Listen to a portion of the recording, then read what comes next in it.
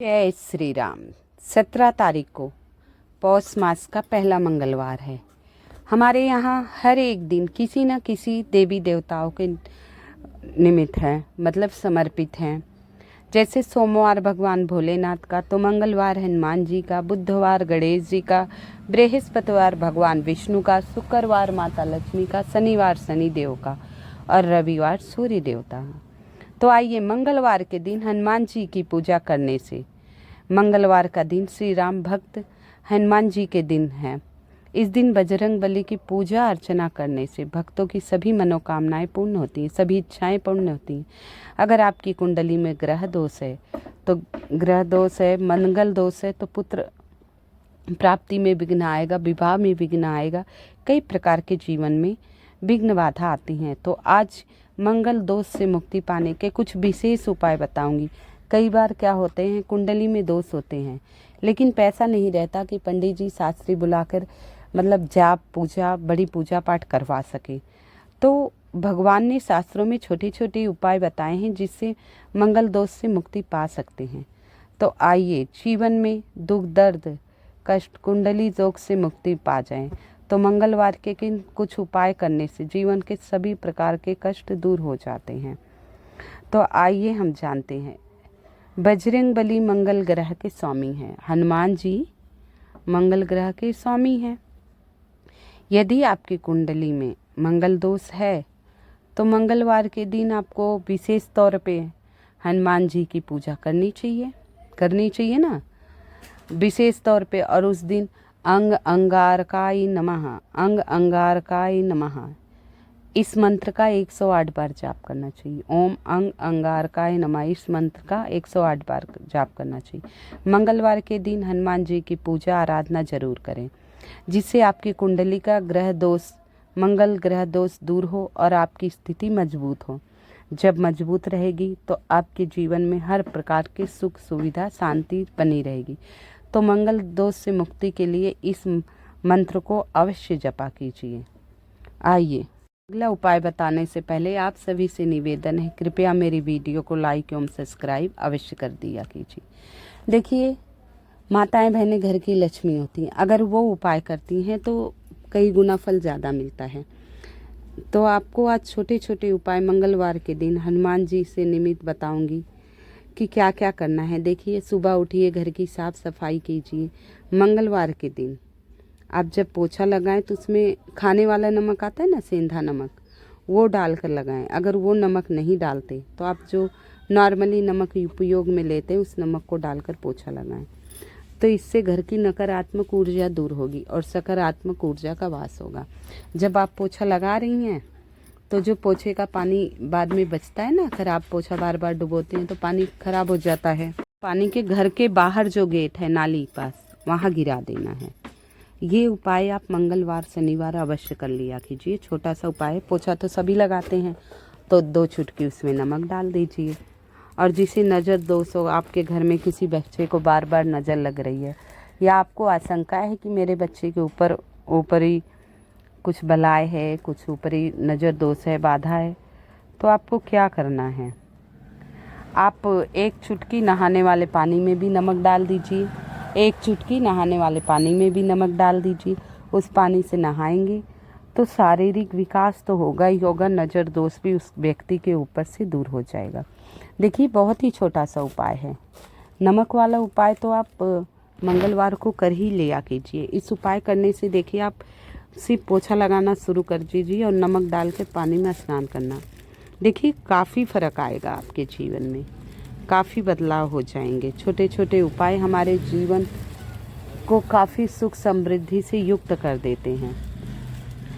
यदि आप आर्थिक संकट का सामना कर रहे हैं, मतलब पैसे बहुत कमाते हैं, कई बार क्या होता है हमारे घर में रुपए बहुत आते हैं, ऐसी बात नहीं कि कमाई नहीं है, लेकिन बचता ही नहीं है। हरदम देखो परेशानियां ही चल रही हैं, कभी कोई आफत आ रही, कभी कोई आफत आ रही। पैसे की कमी नहीं है लेकिन वो बच नहीं रहा है। पैसे आ तो रहे हैं, बच नहीं रहा है। किसी न किसी परेशानियों में निकल जा रहा है। कभी कोई बीमार हो जा रहा है, कभी कहीं लग जा रहा है, कभी कुछ खराब हो जा रहा है। तो ये आर्थिक तंगी है। ये आर्थिक संकट है, इसको आर्थिक संकट बोलते हैं। देखिए, आप गरीब हैं, वो आर्थिक संकट नहीं है कि आप गरीब हैं, आपके पास कमाई का जरिया नहीं, वो तंगी है, आर्थिक तंगी है। लेकिन आर्थिक संकट क्या होता है?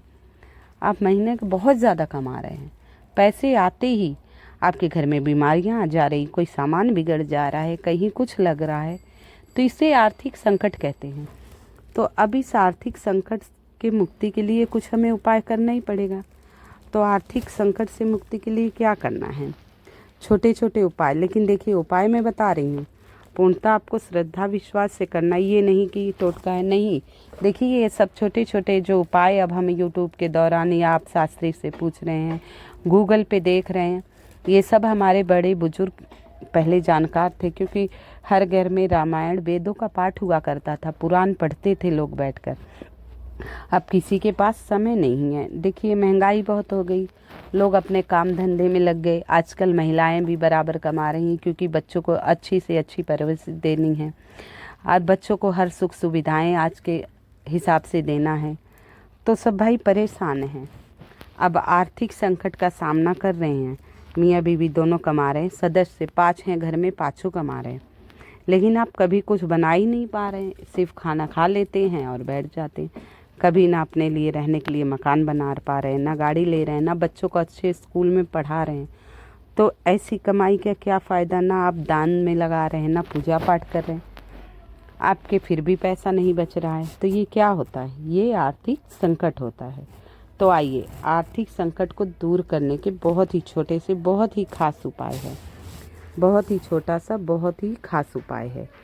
तो आप देख लीजिए, मंगलवार के दिन कहीं बंदर मिल जाएं, आपको आसपास कहीं मंदिर होगा, कहीं बंदर मिल जाए, तो आपको कहीं बंदर मिल जाए, तो उस बंदर को आपको गुड़ चना खिलाना है। देखिए बंदर को गुड़ चना खिलाने से मंगल दोष से मुक्ति मिलेगी, आर्थिक संकट नहीं आते। और केला अवश्य खिला लीजिए। मंगलवार के दिन बंदर दिख जाए तो गुड़ चना केला या फिर मूंगफली जरूर खिलाइए। ये वानर सेना है, हनुमान जी की सेना है। देखिए वानर सेना, प्रभु श्री राम पे जब संकट आया था, यही वानर सेना उनके दुख सारे संकट को दूर किए थे। तो इस वानर सेना को आप मूंगफली, केले, गुड़ चना खिलाएंगे तो आपकी आर्थिक संकट अवश्य दूर होगा, आपके जीवन में सुख समृद्धि शांति आएगी। कम से कम आप 5 मंगलवार लगातार, कम से कम 11 मंगलवार तक अवश्य ये कार्य करिए, तो आपके आय के स्रोत बनेंगे, धन लाभ के योग बनेंगे। बताइए, मात्र चना गुड़ खिलाने से धन लाभ के योग बनेंगे, आपके नए नए आय के स्रोत बनेंगे। आप व्यापार किए हैं, उन्नति होगी, तरक्की होगी। छोटे छोटे से उपाय हैं जो आप लोगों को अवश्य करने हैं, छोटे छोटे से उपाय हैं, इसे अवश्य कर लिया कीजिए। अब आर्थिक संकट के बारे में बताएं। अब आर्थिक तंगी, देखिए आर्थिक संकट है, आर्थिक तंगी, पैसे आ ही नहीं रहे, बहुत मेहनत कर रहे हैं, उस हिसाब से आपकी कमाई नहीं है। ऑफिस में आप पूरा दिन काम कर रहे हैं, दुकान पे पूरा दिन बैठ रहे हैं, उस हिसाब से कमाई नहीं है, इसे आर्थिक तंगी कहते हैं। आर्थिक तंगी को दूर करने के लिए आप मंगलवार के दिन, आर्थिक तंगी दूर करने के लिए आप मंगलवार के दिन हनुमान जी के मंदिर जाकर पूजा करें और सरसों के तेल का दीपक जलाएं। हनुमान जी के मंदिर जाकर पूजा करें और सरसों के तेल का दीपक जलाएं, तो इससे आर्थिक तंगी दूर हो गई। कितना छोटा सा उपाय, सिर्फ हनुमान मंदिर जाके आपको सरसों के तेल का दीपक जलाना है। आप मंदिर जाइए, एक सरसों के तेल का दीपक जला आया कीजिए। छोटे छोटे उपाय हैं जो हमारे जीवन को काफ़ी उन्नति एवं तरक्की की तरफ ले जाते हैं। तो मैंने आपको आर्थिक संकट और आर्थिक तंगी के उपाय बताए। देखिए पूर्णतः श्रद्धा एवं विश्वास से कीजिएगा, विश्वास से करेंगे तो आपकी सारी मनोकामनाएं अवश्य पूर्ण होगी। तो हनुमान जी महाराज को, मतलब बंदर जी को गुड़ चना अवश्य खिला दीजिएगा, ठीक है। आइए, अब दीपक जलाने के बाद आपको क्या करना है? दीपक जलाने के बाद वहीं बैठ जाइए, सरसों के तेल का दीपक आप जलाए, फिर हनुमान जी की मूर्ति के सामने थोड़ा सा साइड में, सीधा भगवान के सामने नहीं बैठना चाहिए, कहते हैं हनुमान चालीसा का पाठ करें। ऐसा अगर आप 5 मंगलवार, 11 मंगलवार, देखिए कम से कम 11 मंगलवार तो कर ही लीजिएगा, नहीं कर पाए तो 7, धीरे धीरे अगर ये उपाय 7 मंगलवार करते हैं तो आपके घर में धीरे धीरे धन संबंधी जितनी भी समस्याएं हैं, धन से संबंधी सारी समस्याएं धीरे धीरे दूर हो जाएंगी और व्यापार में उन्नति तरक्की होगी, धन में लाभ होगा, होगी, व्यापार में लाभ होगा और आय के स्रोत बढ़ेंगे। धीरे धीरे धन संबंधी सारी समस्याएं आपके जीवन से दूर हो जाएगी मात्र एक सरसों के तेल का दीपक प्रज्वलित करने से। तो छोटे छोटे उपाय बता रही हूँ, लेकिन देखिए विश्वास से करेंगे तो ही पूरा होगा। आप विश्वास से नहीं करेंगे तो भाई हम क्या कर सकते हैं। तो आइए, धन की वृद्धि। अब आर्थिक तंगी अलग है, आर्थिक संकट अलग है। अब धन वृद्धि मतलब धन आ रहे हैं, ठीक ठाक आ रहा है, कोई दिक्कत नहीं। अब आप वृद्धि करना चाहते हैं, बढ़ाना चाहते हैं धन को, तो अब धन को बढ़ाना चाहते हैं। अब ये उपाय 2 तरीके से होगा। देखिए ध्यान से सुनिएगा, इस उपाय को 2 तरीके से आप कर सकते हैं, ठीक है। एक नारियल लेना, पानी वाला जटा वाला नारियल जो हम नवरात्रि में रखते हैं ना, वो ले लीजिएगा, ठीक है। अब ये धन वृद्धि के लिए है और इसी से संबंधित विपत्ति दूर करने का भी इसी में उपाय बताऊंगी। तो एक जटा वाला पानी वाला नारियल ले लिए। अब ये उपाय सुबह शाम किसी भी समय कर सकते हैं। वाला नारियल ले आइए, पानी वाला नारियल बाजार में बड़े आराम से मिल जाएगा 50 रुपए में। उसको क्या करना है, ये उपाय सुबह कर लीजिए 10 बजे से पहले, नहीं तो आप शाम को करिए।